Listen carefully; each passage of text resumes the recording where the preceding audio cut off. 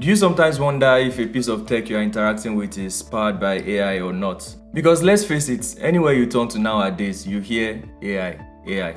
And sometimes it's simply not the case. So in this video, I'll break down the 5 major subsets of AI and how you will likely come in contact with them in your day-to-day. My goal is that at the end of the video, you should be able to identify if something you're interacting with is AI or not. The 5th one is actually my favorite, and you would know why. The number 1 subset is machine learning, and it's absolutely the backbone of AI. You see all those Netflix and YouTube video suggestions based on what you have watched previously. That's machine learning. And also when you scroll Instagram and TikTok, you see suggestions based on the videos you have watched previously.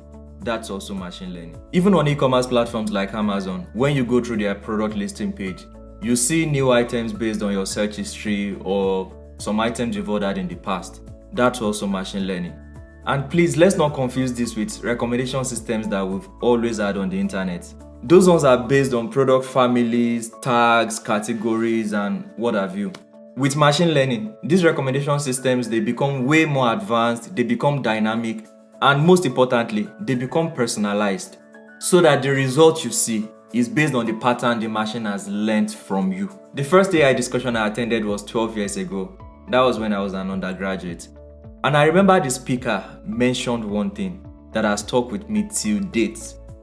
He said, when machines learn, they become artificially intelligent. Again, when machines learn, they become artificially intelligent. That's the absolute relationship between machine learning and artificial intelligence.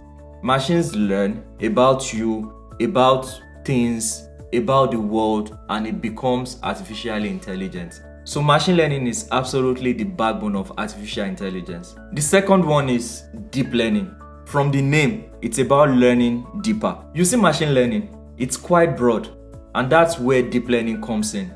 It narrows the scope and takes it to the next level. For example, self-driving cars, voice assistants like Alexa that's able to pick your voice when you prompt it. And even those deep facial recognition systems at the airport, those are real-life applications of deep learning. Ultimately, the goal of deep learning is to mimic our brain. To achieve this, machines need to take a huge amount of data, learn very complex patterns, and train up their accuracy. The third one is natural language processing, and this is practically the one bringing AI to life. I mean, imagine talking to a machine as if it's your friend. That's NLP in action. That is what is making ChatGPT, for example, so good at having conversations. If you are using Google Translate, that's natural language processing. And you see those customer service chatbots that we interact with on different websites nowadays. That's also natural language processing. Whether it is translating a language on the fly or it's analyzing text and voice for sentiments, it's all NLP. I like to say it like this: the reason AI feels so human is because of natural language processing. Number 4 on this chart is computer vision.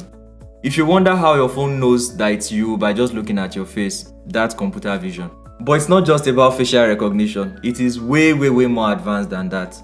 You also see it in other industries like healthcare, where it is helping doctors detect diseases from scans. Also, it is responsible for how self-driving cars are able to identify obstacles on the road. And you see those AR filters we see on Instagram and TikTok. That's still computer vision in action, really. I like to call it the Oju of artificial intelligence. This 5th one is my favorite, and it is generative AI. From the name, you already know the meaning. It's about generating stuffs. I like it because it's not just about analyzing data, it's about generating things from scratch.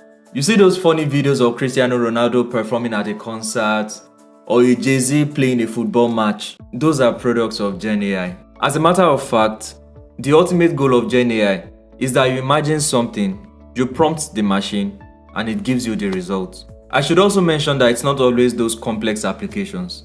Even those simple utilities, like when you prompt ChatGPT to write an essay for you on a particular topic, it's still Gen AI.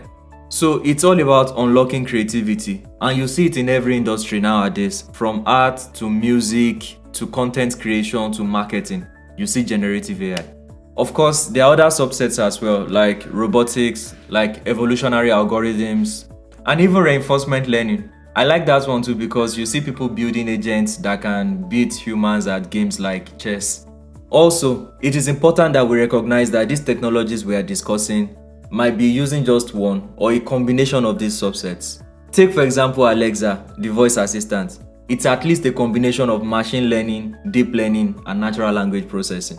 So there you have it, guys, 5 major subsets of artificial intelligence. Which one blows your mind the most? Please let me know in the comments. Now again, if you're a software engineer or a data scientist, or you're just someone that is interested in learning more about artificial intelligence, your first goal will be to understand the core, which is machine learning. Then you can specialize in any other subsets. Or you can even specialize in machine learning itself.